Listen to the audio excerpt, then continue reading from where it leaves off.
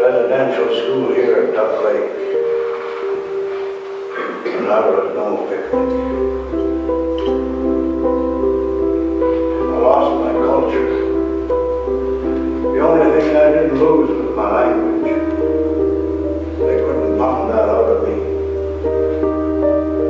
I got beaten so many times for getting caught speaking my own language.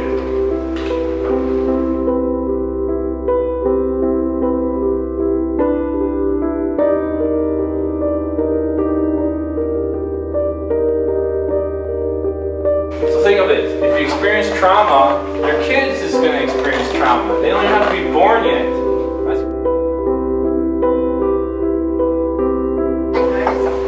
My name's Chantel, I'm 38 years old. I'm originally from Rosthern, Saskatchewan.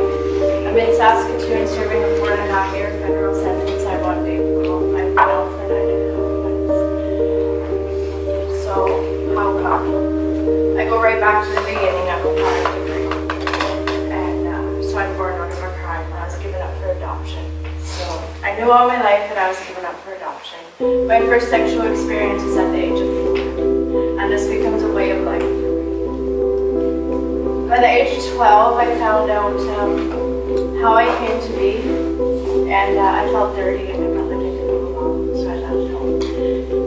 You guys need to know that I was given up into a home where I got everything. I was fed by a silver spoon. Anything and everything I wanted, I got it. With one thing missing, and that was love. I never heard my mom tell me she loved me.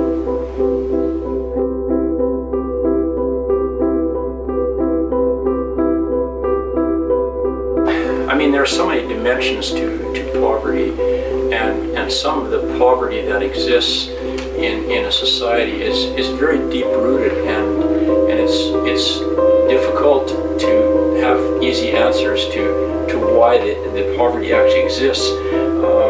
It often exists because the generations before were also poor, and so they have less opportunity, and so there's less of a chance that they can become wealthy.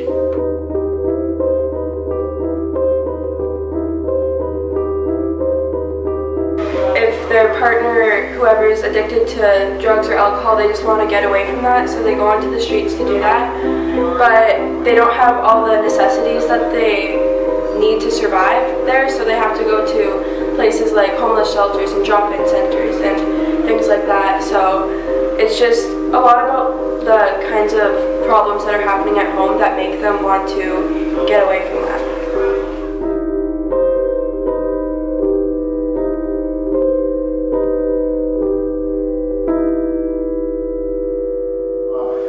My dad grew up, I guess, in a generation where, and a lot of people in the room can relate, where hitting your child was okay. But my dad kind of took that to another level. I was beat a lot severely, to the point where sometimes I feared for my life.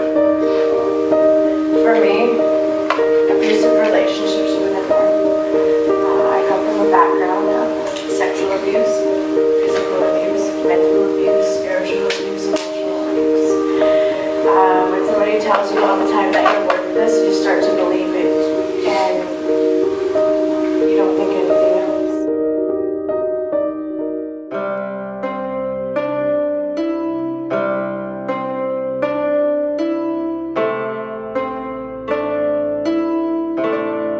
Well, my opinion is to have a happy life, be happy at what you do, happy with the people that surround you.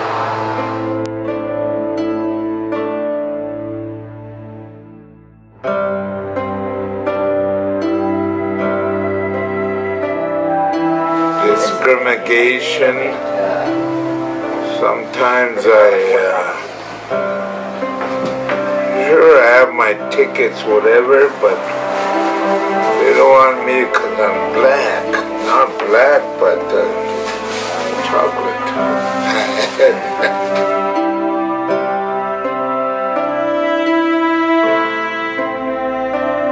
So for some people, I think they can consider themselves quite wealthy because they have a family, and even if they're living in a small little house and don't have a car, you know, they have really amazing relationships, and I think that would be wealth enough. I know a lot of people would define it in monetary terms, but I don't think that's necessarily what's important. Things that create emotional, spiritual wealth are having relationships with people where you can talk to them and you can know that they're listening, and you know that they care about what you're saying.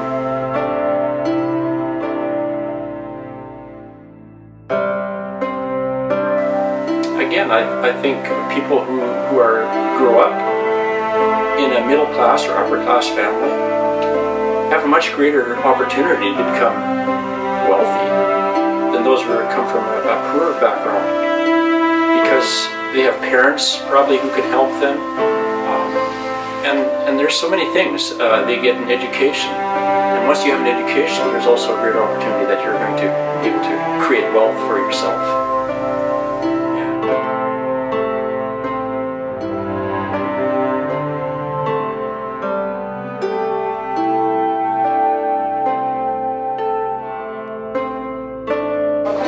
I'd have to say, if you have everybody healthy in your family and they're all together and you get to see them, that is a lot of wealth.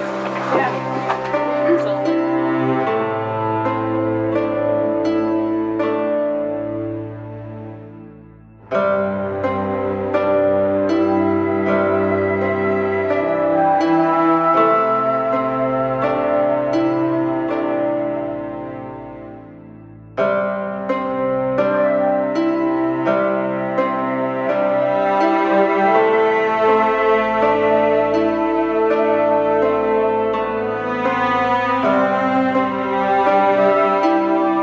How has also this year changed how you view poverty?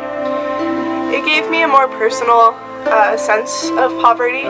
It was different, like actually being face to face with, like seeing the faces of poverty, kind of. Like, I haven't had a chance really to see these people and what they go through and hear these stories kind of like close up. So I think it's had a bigger impact on me and made me a lot more aware of what these people go through and how many people go through this, and made me more compassionate.